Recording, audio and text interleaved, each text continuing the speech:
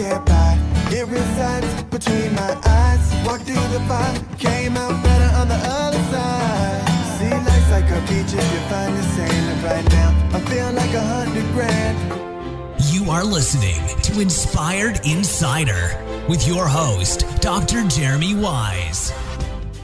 Dr. Jeremy Wise here, founder of InspiredInsider.com, where I talk with inspirational entrepreneurs and leaders. And I'm here with Tim Ash, who I'm going to introduce formally. But Tim, I always like to mention past episodes of the podcast people should check out. I was thinking what would be appropriate for today, because Tim is an amazing author, speaker, and many other things, and founder. So you could check out an episode I did with Michael Gerber of the E-Myth, David Allen of Getting Things Done, and other interesting ones. I'm thinking popular ones that people like. People like the one that I did with Tony Horton of P90X, and that story. I like talking about and we're going to talk about stories, Tim, because you really hit home on stories specifically. But he talked about some of the low points. We see Tony Horton as the founder and probably untouchable, but he talked about how he drove cross country, had no money, and he made food and rent money, just putting his hat on the street and doing street performing. So that's how he made his food and rent money at the time, as a street mime. And I made him do street miming on the actual podcast, so you can watch it and see him do it. And before I introduce Tim, this episode is brought to you by Rise 25, which I co-founded with John Corcoran. And we help businesses give to and connect to their Dream 100 relationships by helping you run your podcast. So it makes sense to give to your network. And the number one thing for me, Tim, is relationships. I'm always looking at a way to give to my relationships. And I found no better way than to have the people and companies I admire to have on my podcast. And I was trying to convince Tim before we hit record to reinvigorate his podcast.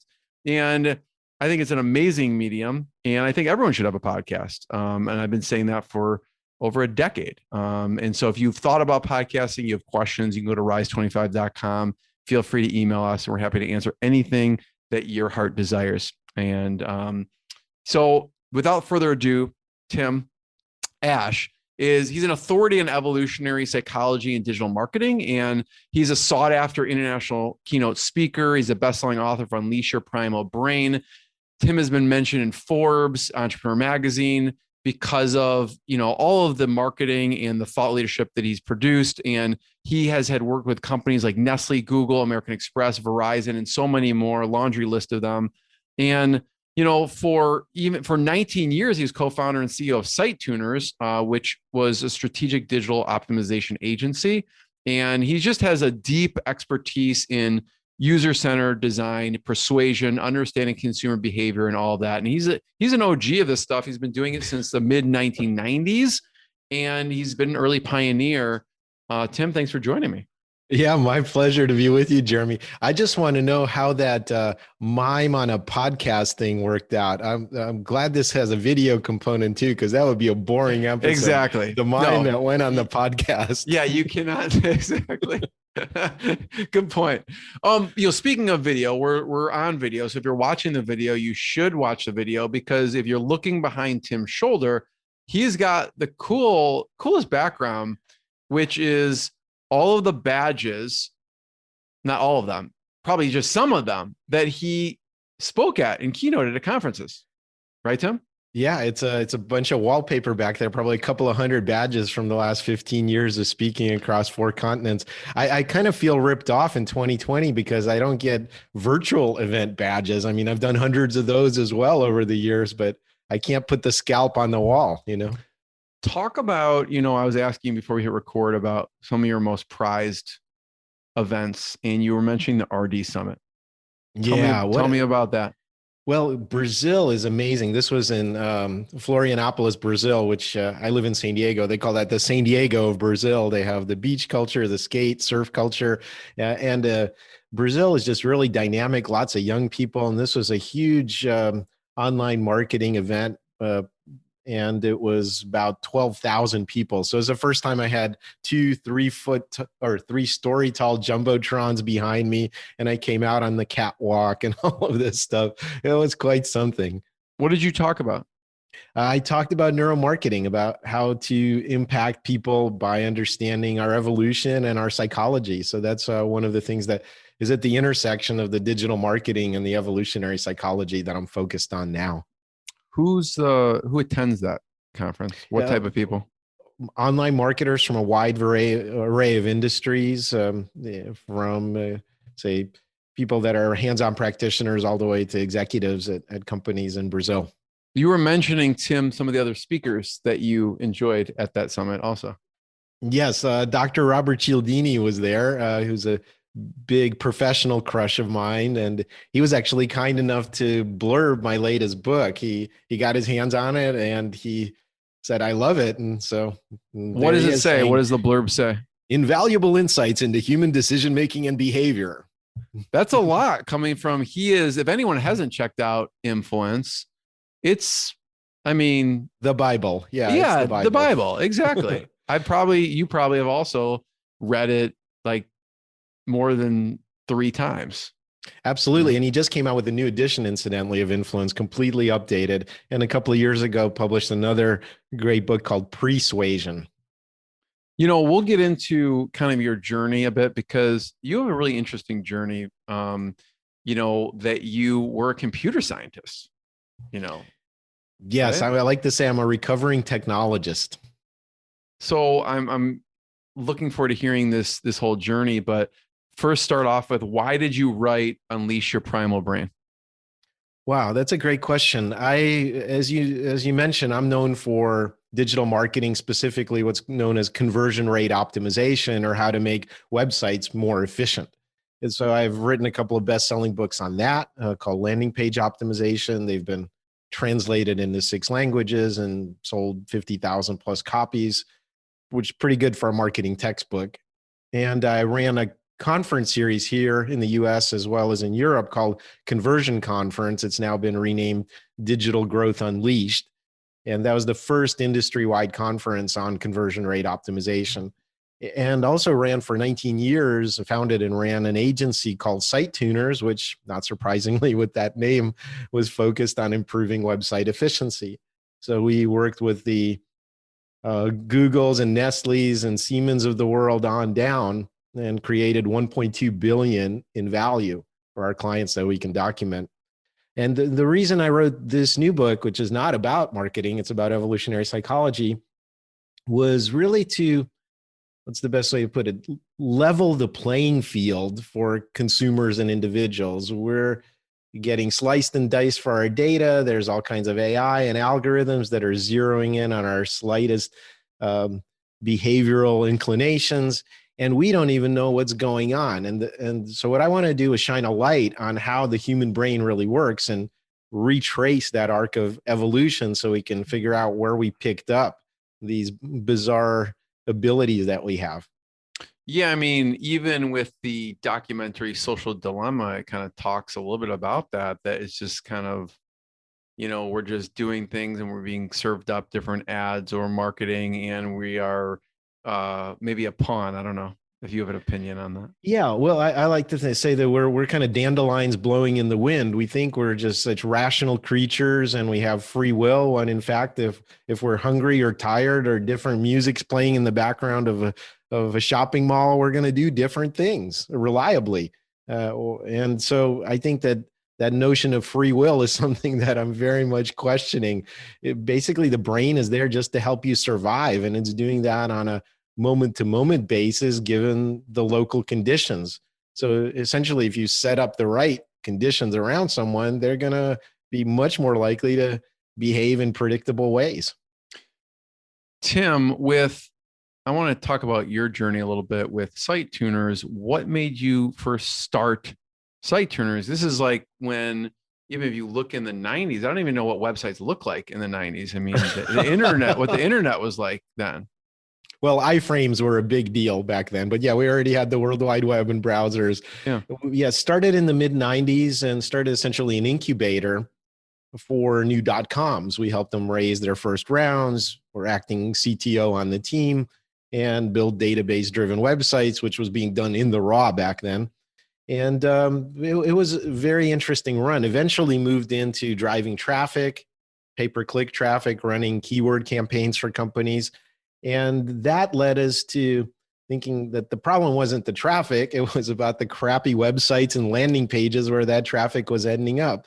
And that's when that whole discipline of conversion rate optimization sort of took off. And that's what we focused on. Do you remember one of your first big clients that you're like, wow, this client wants us to work on their digital assets? Oh yeah, absolutely. American Express, flying to New York from San Diego to meet with them. That was kind of a big deal back in '96. So what did they want from you? Well, they wanted improvements in essentially what they had was a user experience problem. They had a lot of different divisions. Here's the retirement planning, here's the credit card people. And what they wanted was a unified view of that for the consumer in an online portal. So we were trying to solve the problem of essentially making it user friendly and actually centered on the needs of the visitors. Yeah. And what were some of the other big lessons in the running the agency? And I know it's funny because we were talking before we hit record that the transition from agency to solopreneur, most people go solopreneur and then form this big agency like you had.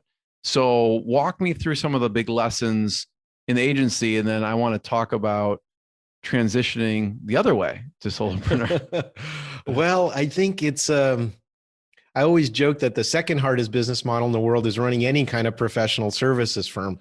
The hardest one is doing live events, in-person events. That's when I started my conference series that took it up another level of difficulty, I guess you'd say.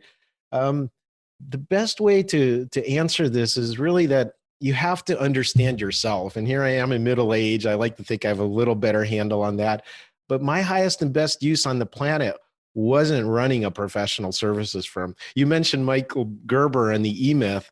I had my entrepreneurial moment of insanity thinking, yeah, I can do this better than my boss. I'm just going to start my own thing. So I took down 2,000 square feet, an internet connection, a desk, a computer, and I called my girlfriend at the time. I said, hey, I'm running around the office naked. You know why? Because I can. It's my company. So that's how it started. And it was an exciting time, certainly. But I thought I was getting rid of bad bosses at big companies. In fact, I started hiring them. Every new client is your boss. And it's sort of like getting married before going on a first date. So it's like, oh, wait, you're insane. I just didn't know what flavor of insane we were talking about based on your corporate culture. So you have to manage employees, you have to manage client expectations, a lot of moving parts. So it wasn't what gave me juice, I guess you could say. Yeah. I mean, you did it for almost a couple decades. I'm more stubborn than most. So, yeah. I started in '95 and sold the agency a couple of years ago.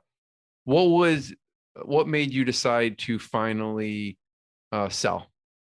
Well, it goes back to that self-knowledge. I sold it to business partners, by the way, who are much better suited to running the agency, and they've tripled the size of it since I left 2 years ago. So that tells you something about alignment with your life purpose. But I guess I was looking at myself. My mom had died a little before that, and I was thinking, what do I do with the remaining time on the planet? And so having a clearer sense of mission and purpose is something that moved me to do that. I went through a fantastic weekend initiation through this international organization called the Mankind Project. And as part of that, I recommitted to a new mission statement. Mine happens to be, I co-create a world of peace, safety, and love through joyous expression and service.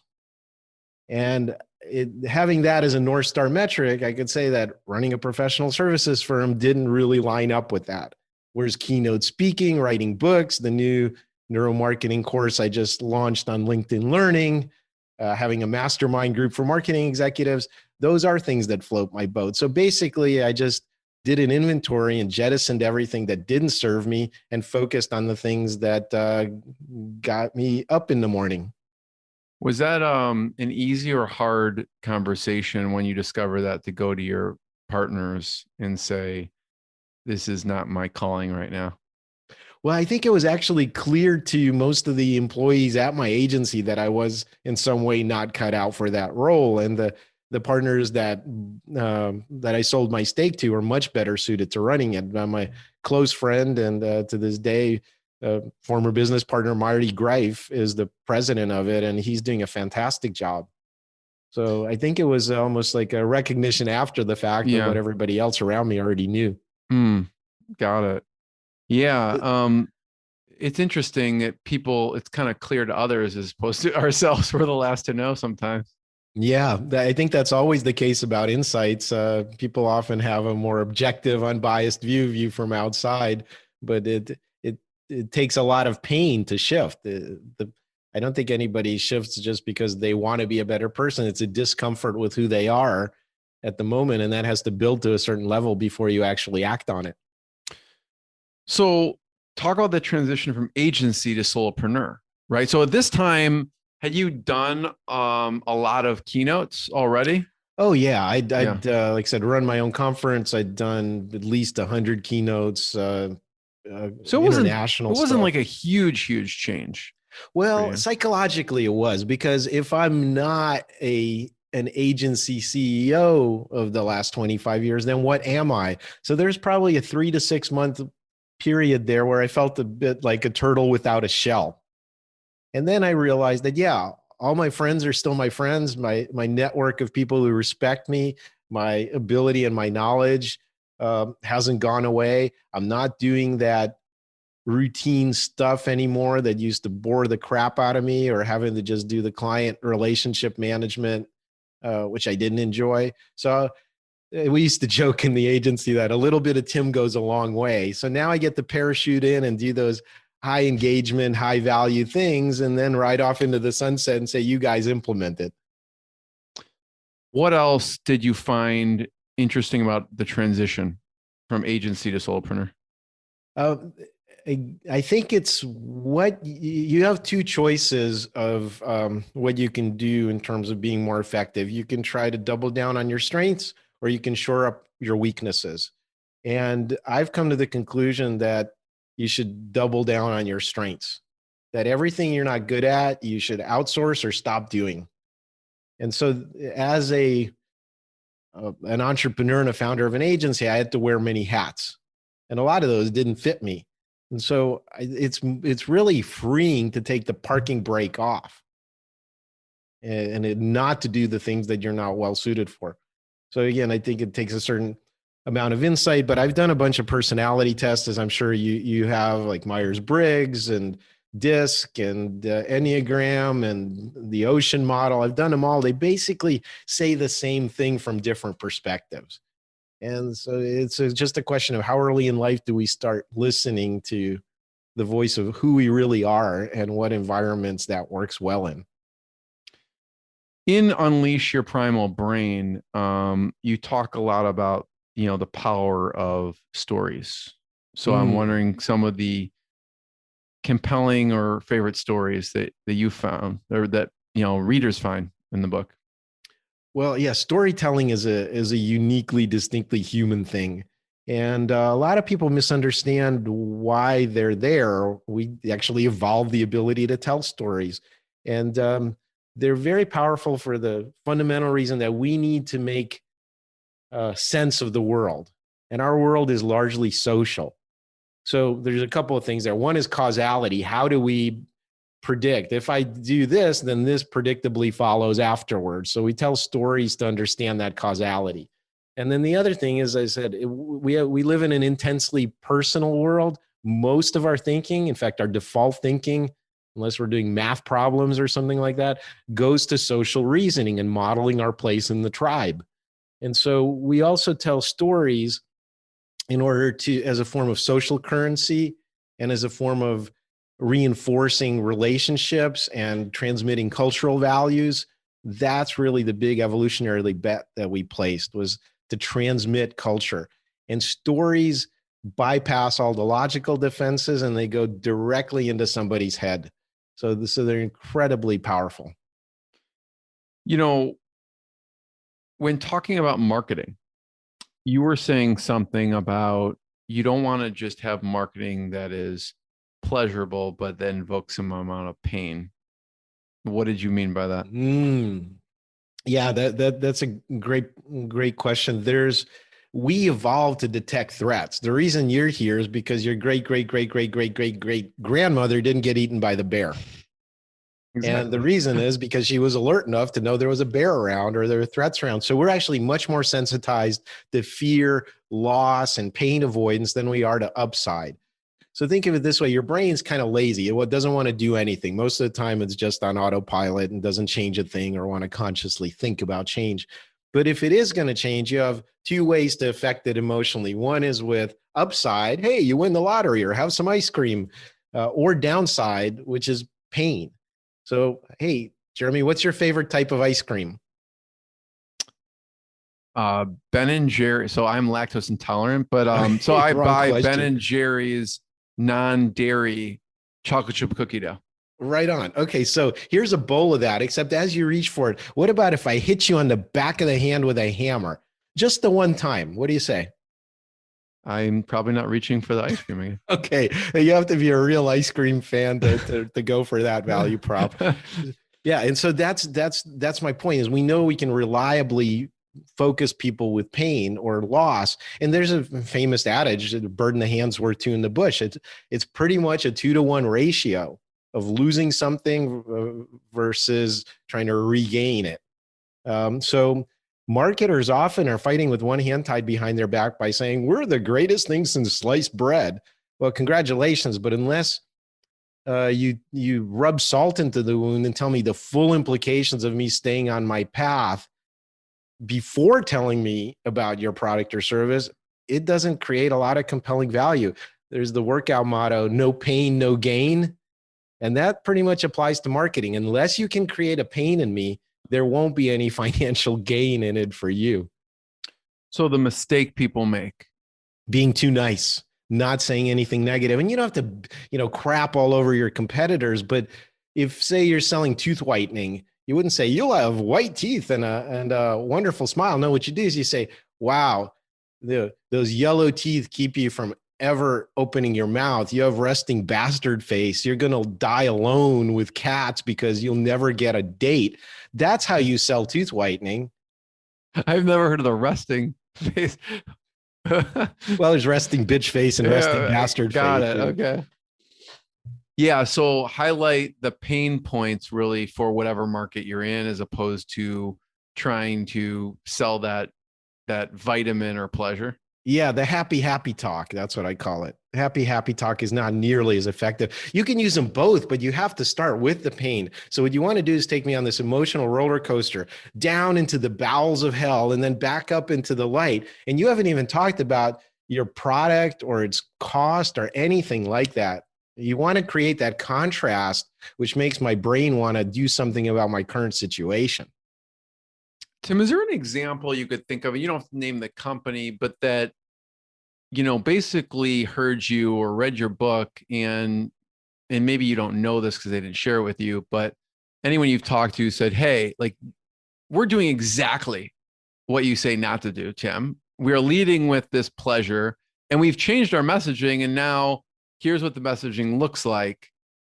So we can see an example, or maybe it's just an example you observed that it's bad. And well, I don't know how specific examples, but I'd say 2/3, maybe 3/4 of that 1.2 billion in value that we created was created by applying these neuromarketing principles. And loss aversion is an obvious one. The one that worked really reliably. There are a lot of companies that have 3 plans, right? And usually you have the bronze, silver, and gold, and people put them in that order. And what we always tell people to do, it's just like money in the bank, is reverse those. Anchor on the gold plan, then go down to the silver and go down to the bronze. And at each step you say, for the silver, you get the stuff in the gold, except we're going to take away the following features. And you see the psychology of that? Of now you're talking about loss, and a loss of resource makes my brain less able to survive and deal with the environment. So I hate losing stuff. So just reversing the order of stuff on a plan page and focusing on what you take away from each version to the next, it can be incredibly powerful. Yeah. It's kind of like taking your over 20 years experience in conversion rate optimization and taking it kind of right to the human psychology piece, it seems like. Well, I would say differently. I would say I've come full circle. When I was at UC San Diego, my PhD work was in neural networks, artificial intelligence, AI. I never finished, unlike you, so I don't get to call myself Dr. Tim. But 7 years in, I quit and started at my first company. And I applied it to marketing, but now I've come to full circle to what's the brain about? How do we persuade people? How does this all work? And I find that a lot more engaging. And it's so to say that, marketing is fundamentally based on evolutionary psychology. If you're focusing on the technology, you're totally missing the point.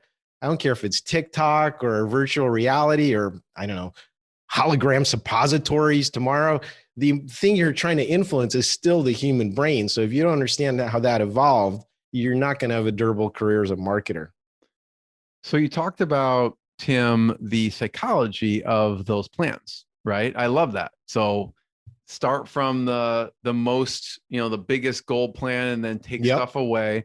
What are some other examples of how you've seen psychology work within a page that someone's interacting with? Well, that plan page description I gave you actually had two principles. One was loss aversion. So to talk about taking things away, right? But the other was starting with the expensive one first, which is another idea of anchoring on something. People don't have a notion of absolute value. They don't know whether your enterprise plan versus your agency plan, what's the value of that? There's no absolute value. So you always anchor on the expensive stuff. So for example, when Apple launched its first iWatch, they launched the gold edition for $10,000. Now, not too many people bought those, 10,000 worldwide. So you'd think that would be a big dud for them, but they weren't trying to get people to buy it. Some were stupid enough to, but they were trying to make the price of the $399 regular iWatch seem reasonable because they were setting this big anchor. 10,000. Well, compared to that, $399 is cheap. What they weren't telling you is that, arguably that first generation iWatch wasn't that different than your $10 Casio. But they didn't want you to make that comparison. 10 to 399 is a big step up and a lot more financial pain. So anchoring is also a very important principle. In the lobby of your experience, put your most expensive, outrageous thing. You may not even want me to buy it. It's just there to anchor. So loss aversion, price anchoring. What's another gem that you think about? Well, anchoring. Another one is that people actually love certainty. They will pay a premium for certainty. So anything that's certain, black or white, is evaluated by the automatic primal parts of our brain. Anytime we have to kind of think about the trade-offs of something or the nuance of it, that requires conscious thought. And that's a very scarce and quickly depleted commodity. So for example, how you frame things, we talked about loss, but also certainty. Let's say you're going in for a medical procedure and I'm your doctor and I say, well, Jeremy, great news. This is an in and out. It's inpatient. You'll be out of here in an hour and 95% chance everything's going to go smoothly. Right now, if I say to you the same thing, which is, there's a 5% chance that you'll have complications or die on the table during the operation. How do you like them apples? No, we'd pay a lot to remove that premium of uncertainty or any chance of death. So when in terms of how we evaluate risk, black and white, all or nothing, it's either you go to that resort in Cancun, it's all inclusive, drinks, tips, everything. We got you covered. There's no uncertainty about how much you're going to pay. And what that does is it makes you be willing to pay a lot more to remove the uncertainty. I love that. Tim, you find like the people who are driven, entrepreneurs, founders, they're running away from something, some kind of pain, right? And what have you found drives you? That's a great question. When I was in graduate school, and you can probably relate to this, I came up with this thing, which is that, boy, you really have to be psychologically driven to want to put yourself through the hell of grad school. And look at me, I'm the only exception. I'm perfectly normal and balanced. Turned out that wasn't the case. I think in my case, it was being an immigrant from the former Soviet Union. and having to establish myself there. My mom also had some mental health issues. And so that definitely was a formative thing for me. She had borderline personality disorder. So I had to make some psychological adjustments. And one of the reasons I ended up in California was to be 3,000 miles away from New Jersey, where my parents lived near Philly. So yeah, I agree. Strong forces often shape us. When I did you remember, come to the US? I was 8 years old, and then my family emigrated back in the early 70s. And I remember once there was this show about predicting entrepreneurial success, and they had 5 factors that were actually clearly correlated: male, firstborn, immigrant, Jewish, and no advanced degree. So I kind of blew it on that last one because I was so stubborn. I wanted to get the advanced degree just like my parents had, but I hit the other 4. So Wow, I didn't know that. When you came to the States, did you speak English at the time or not no? a word. You didn't. In fact, for kids younger than 12 or 13 before puberty, I'm really not a big fan of bilingual education because kids will soak that up like a sponge. My parents plunked us in a public school. I was 8. My brother was 5 in kindergarten. I know for a fact we were fluent 3 months later. Kids are really adaptable. Wow. So How did the that mistake my affect parents you? made was actually insisting that we speak English at home. They should have insisted that we only speak Russian at home because we were immersed in the English anyway. Yeah, that is tough. I mean, I know, you know, one of my daughters is 9, and I can't imagine plunking her into a school where she does not speak the language. It's a bit of an adjustment, but it happens so quickly over the course of a human life that she won't even remember it. Yeah, I mean, do you think how was that when you were there, as far as the people like treating you that you didn't speak the language? Well, I don't even remember that time passing. I should have been in 3rd grade. We arrived in the US in February, so I finished out the year in 2nd. And the next fall, they advanced me to 4th, and 5th grade, I won the 5th grade spelling bee. So, I mean, I caught up. It's no big deal. It's amazing. First of all, this is fascinating, Tim. Your journey from computer scientist to digital agency to, unleash your primal brain and what you're doing now. I have one last question. I want to encourage everyone to go to your website. I know you have multiple websites, but one is timash.com to check out what you're working on, what your book, and then I think you have a specific, primalbrain.com that people can check out for the book. And I believe you can buy it on Amazon, I know. And I think you could also get it on Audible as well. That's right. So the timash.com is about my public speaking and digital marketing advisory services, website reviews, or executive support on digital marketing. Primalbrain.com is all about the book. And as you mentioned, you can get the ebook, audiobook narrated by me, and paperback worldwide. And you can also, if you go there, just look at the table of contents and pick out the sample chapter of your choice, and I'll send it to you as a PDF. So try before you buy. I'll give you a money back guarantee if anyone gets the book and hates it. No one's going to hate it. Come on. So any other places, before I ask the last question, any other places we should point people online to find out more? No, I encourage everyone to connect with me on LinkedIn. I'm pretty easy to find there, and spend a lot of time on LinkedIn for professional stuff. But all the contact information is on both of the websites, and just reach out, timash.com, primalbrain.com. Awesome, Tim. Last question, and I'm going to call this the Chris Snyder final showdown question, because Chris Snyder is the one who introduced us. So thank you, Chris. He has the Snyder Showdown podcast. He also owns and runs banks.com, believe it or not. So check out what Chris is doing. Last question. I always like to ask this with someone like you who has a couple books, sold a lot of books, who does a lot of speaking. Or what are your favorite books? And obviously you mentioned Influenced by Robert Cialdini. Outside of Unleash Your Primal Brain and your landing page book, what other books do you find that you go to? Yuval Harari's book, Sapiens, was mind blowing. That was probably intellectually the most powerful book I've read in several years.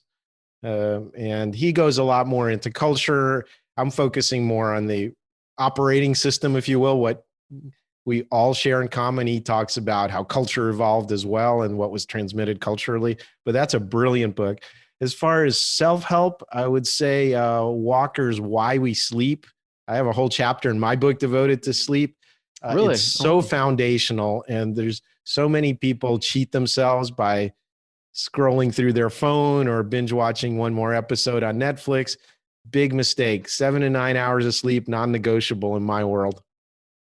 I love it. Yeah, actually, I'm pretty healthy overall, Tim, but my worst habit was not sleeping as much. I got an Oura ring, and actually just tracking it has definitely helped me, just because you're seeing the data, Yeah. And most people say, hey, diet, exercise, and then sleep comes in a distant third. That's completely backwards. You can't function as a human being, read social situations, learn physical skills, manage your reactivity, anything like that. I mean, sleep is daily life support. So it's a really big mistake to cheat yourself. Just another person reinforcing that. So I appreciate that, Tim. First of all, I want to be the first one to thank you. Everyone, check out primalbrain.com, check out timash.com, check out the book, Unleash Your Primal Brain.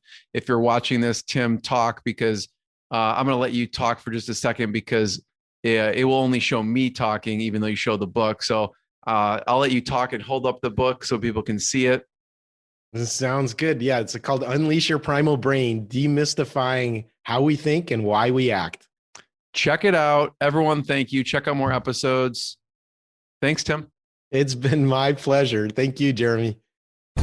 What I got, you can't buy. It resides between my eyes. Walked through the fire, came out better on the other side. See, life's like a beach if you find the sand. And right now, I feel like $100 grand.